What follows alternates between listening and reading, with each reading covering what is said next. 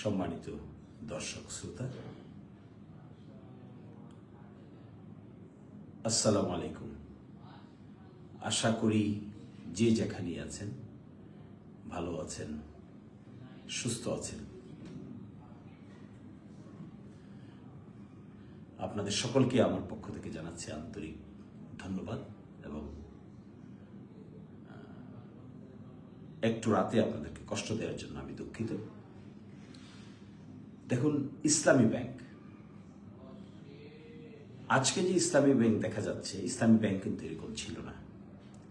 ইসলামী bank যারা প্রতিষ্ঠা করেছেন, কি কষ্ট, কি পরিশ্রম, কি সাধনা করে এটি তৈরি করেছেন, তার গল্প গাথা আমরা জানলে, যারা ইসলামী ব্যাংক দখল করেছেন, দখল করতে চান, তারা বুঝতে পারবেন যে কাদের রক্ত মাংসের আপনার আঘাত হচ্ছেন। এই প্রতিষ্ঠাতা যারা করেছেন, প্রতিষ্ঠা করেছেন যারা, তাদের গল্প শুনেছি আমরা, তাদের সঙ্গে কথা বলেছি। এক সময় ছিল আমাদের দেশে ইসলামী ব্যাংকিং সিস্টেম বলতে কেউ কিছু বুঝতো না, কেউ কিছু জানতো না।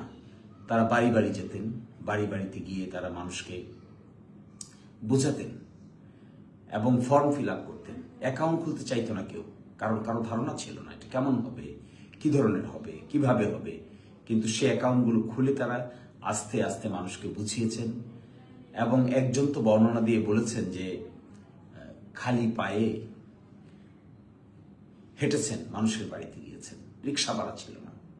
সারাদিন কাজ করতে করতে এমন হয়েছে যে লেখার মতো কোনো কম্পিউটার ছিল না, হাতে লিখতেন, খাতা কলম নিয়ে মানুষের বাড়ি বাড়িতে দৌড়েছেন এবং রূপসা স্যান্ডেল পায়ে দিয়ে তারা এক বাড়ি থেকে আরেক বাড়িতে গিয়েছেন, এক ঘর থেকে আরেক ঘরে গিয়েছেন, একজন গ্রাহকের কাছ থেকে আরেকজন গ্রাহকের কাছে গিয়েছেন আমানতদেরকে বোঝানোর জন্য যে এটা বেনিফিশিয়াল ব্যাংক।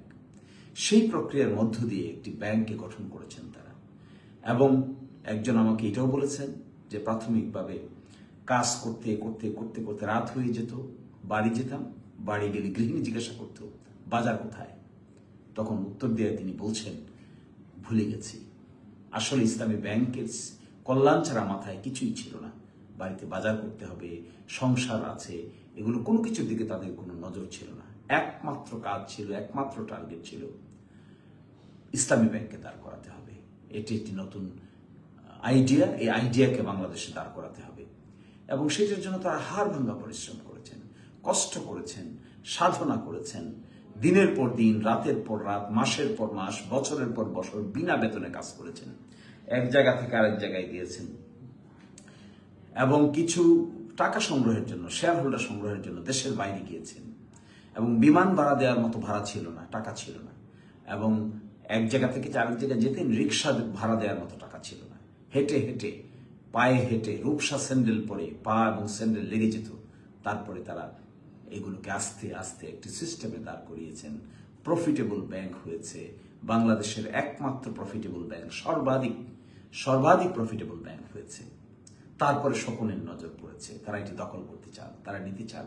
ভুয়া কোম্পানি বানিয়েছেন, ভুয়া কোম্পানি বানিয়ে ব্যাংক থেকে শেয়ার টাকা নিয়ে ওই ভুয়া কোম্পানির নামে শেয়ার কিনেছেন ব্যাংকের টাকা দিয়ে। আশ্চর্য ব্যাপার। একটি রিপোর্ট পাবলিশ হয়েছে, একটি রিপোর্ট এসেছে আদালতের কাছে, সেখানে দেখিয়েছে কিভাবে ভুয়া কোম্পানি তৈরি করে, যে কোম্পানির কোনো নাম নাই, পরিচয় নাই, কিচ্ছু নাই, কোনো শেয়ার হোল্ডিং নাই, পেড আপ ক্যাপিটাল নাই, কোনো প্রপার্টি নাই, কোনো কিছু সাবমিট করা নাই, সে ব্যাংকের কাছ থেকে নিয়ে তারা এই কাজ করেছেন, করে ব্যাংকটিকে দখল করেছেন, যাকে ইচ্ছা তাকে নিয়োগ দিয়েছেন, পরীক্ষা ছাড়া নিয়োগ দিয়েছেন, দানবীর হয়েছেন। ব্যাংককে আপনি বানিয়েছেন, আপনারা বানিয়েছিলেন, আপনারা যে দানবীর হয়েছেন হঠাৎ করে, আপনারা বানিয়েছেন ব্যাংক। যারা কষ্ট করেছে, পরিশ্রম করেছে, তাদেরকে জোর করে ডিজিএফ এর মাধ্যমে ক্যান্টনমেন্টে নিয়ে গিয়ে পদত্যাগ করিয়েছেন, জোর করে পদত্যাগ করিয়েছেন, এমডিকে পদত্যাগ করিয়েছেন, চেয়ারম্যানকে পদত্যাগ করিয়েছেন। যারা শেয়ার হোল্ডারের মালিক ছিলেন, যারা ডিরেক্টর ছিলেন, 2% বেশি শেয়ারের মালিক ছিলেন, তাদেরকে ধরে ধরে রাতের বেলা নিয়ে আপনারা এগুলো করিয়েছেন তখনকার সরকার। এবং ক্যান্টনমেন্টে নিয়ে গিয়ে আমি দেখেছি, ওই দিন গল্প করেছি দুজন ডিরেক্টরের সাথে, কিভাবে এক একজনকে এক এক জায়গা থেকে তুলে নিয়ে গিয়ে একসাথে করেছেন এবং সেটা SIBL এর কাহিনী দেখলেও আপনারা দেখতে পাবেন। এবং সেই কাহিনীতে ইসলামী ব্যাংকটাকে এই পর্যায়ে নিয়ে এসেছেন। 5 আগস্টের পরে যারা মালিক ছিল তারা তাদের মালিকানা ক্লেম করবে, এটি তো স্বাভাবিক, করবে না? জোর করে যে মালিকানা নিয়েছেন, ডিজিএফ এর মাধ্যমে স্বাক্ষর করিয়েছেন, জবরদস্তি করিয়েছেন, এমডি সাহেবকে নিয়ে গিয়েছেন, রেডিসন হোটেলে চেয়ারম্যানকে নিয়ে গেছেন, রেডিসন হোটেলে গিয়ে দেখেন পরিকল্পিত বোর্ড মিটিং। সেই পরিকল্পিত বোর্ড মিটিংয়ে সকলকেই করিয়েছেন, আবার অংশগ্রহণ করে আবার বাহানা করছেন। এখন কি করে সম্ভব এটা? এই ব্যাংক আপনারা মালিক না, তৈরি করেন নাই, আপনারা কষ্ট করেছে, ঘাম ফেলেছে, জীবন গিয়েছে, তাদের যৌবন গিয়েছে। তাদের কি দরদ থাকবে না? তাদেরই তো দরদ থাকবে। দরদ কি তাদের থাকবে যারা এগুলো কিছুই করে নাই, হঠাৎ করে এসে রাজ সিংহাসনে বসে গিয়েছেন? তাদের কি দরদ থাকবে? নাকি তাদের দরদ থাকবে যারা কষ্ট করে পরিশ্রম করে তিলে তিলে ব্যাংকটাকে গঠন করেছে? প্রফিটেবল হয়ে যাওয়ার পরে তারা ব্যাংক চালাচ্ছেন, আপনারা দখল করে নিয়েছেন। আল্লাহ সহ্য করবে না, এগুলো সহ্য করবে না। দুনিয়ার কোনো বিচারটাকে সহ্য করবে না। যারাই অ্যাডভাইস করছেন, যারাই এগুলো নিয়ে ব্যবস্থা করছেন, দুনিয়াতে এগুলো সহ্য করার মতো না। আল্লাহ তাআলার বিচার আছে না? নিশ্চয়ই আছে। এখন আপনাদের উচিত কি, এই ব্যাংকের প্রকৃত মালিক যারা ছিলেন, যারা ডাইরেক্টর ছিলেন, তাদেরকে ওই পরিমাণ মূল্যে, তখনকার পরিমাণ মূল্যে ব্যাংকটা বুঝিয়ে দেওয়া। এটাই তো হওয়া উচিত ছিল, ন্যায় বিচার। কিন্তু তা কি করছেন? একটা কোম্পানি সালম প্রায় 82% শেয়ারের মালিক হয়ে বসে আছে। আদালতে হাইকোর্টের এক আদেশ সেটা ফ্রিজ করা আছে শেয়ারটুকু। সো আমি আপনাদেরকে বলবো, ন্যায় বিচারের দৃষ্টান্ত স্থাপন করুন। এখানে মায়াকান্নার কিছু নাই, ন্যায় বিচার দৃষ্টান্ত স্থাপন করবেন। যারা অরিজিনাল ওনার ছিলেন, অরিজিনাল মালিক ছিলেন, যাদেরকে ডিজিএফআই জোর করে, জবরদস্তি করে যাদের কাছ থেকে মালিকানা নিতে বাধ্য করেছে, তাদেরকে মালিকানা ফিরিয়ে দিবেন। তবেই আপনারা ন্যায় বিচার উচ্চকিত করতে পারবেন। এবং তারা যদি এই ব্যাংক পরিচালনা করেন, সেটাই হবে দেশের জন্য সবচাইতে কল্যাণকর। কারণ তাদের ঘাম আছে, তাদের শ্রম আছে, তাদের জীবন আছে, তাদের যৌবন গেছে, তাদের টাইম গেছে, তাদের সংসার গেছে। তারা পায়ে হেঁটে রাস্তা দিনের পর দিন কষ্ট করে, পরিশ্রম করে, মোমবাতি জ্বালিয়ে, হাতে লেগে এই ব্যাংকটাকে ডেভেলপ করেছে। আর আপনারা এসে দেখছেন এসি লাগানো, সেন্ট্রাল এসি, বড় বড় গাড়ি, সবগুলোর মাথায় আপনারা বসে যেতে চাচ্ছেন। আমি সরকারকে অনুরোধ করব, অতীতের সরকার যা করেছে তার আগে যে অবস্থায় ছিল সে অবস্থায় ফিরিয়ে দিন। দেখবেন ব্যাংক কত সুন্দর হয়, দেশের কত উপকারে আসে। আপনারা তো সরকার চালাবেন, সেখান থেকে আপনারা আর্থিক সুবিধা নেবেন। মানি মার্কেটে দেখবেন এই ব্যাংক কত গুরুত্বপূর্ণ ভূমিকা পালন করে, ব্যবসার ক্ষেত্রে কত গুরুত্বপূর্ণ ভূমিকা পালন করে। বিদেশিরা দেখবেন কত সুন্দর করে এই ব্যাংকের কাছে টাকা ডিপোজিট রাখে, এই আস্থার জায়গাটা ঠিক রাখেন।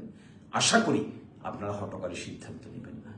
এই ব্যাংকের ক্ষেত্রে আপনারা অরিজিনাল মালিকদেরকে অংশগ্রহণ করাবেন। খুঁজে খুঁজে তাদেরকে নিয়ে এসে বলবেন, আপনার এই শেয়ার হোল্ডিং ছিল, আপনার কাছ থেকে দূর করে এটা নিয়ে যাওয়া হয়েছে আগে, সুতরাং আপনারটা আপনি বুঝে নেন। প্রয়োজন হলে ওই পরিমাণ টাকা আপনি সংশ্লিষ্ট শেয়ার ডিরেক্টরের কাছ থেকে নিয়ে যাবেন, শেয়ার হোল্ডারের কাছ থেকে নিয়ে যাবেন, নিয়ে ব্যাংকে জমা দেবেন। ব্যাংকটাকে লাইভ হোক। দেশের অর্থনৈতিক ক্ষতি করে তো কারো লাভ নেই, কারো ফায়দা হবে না।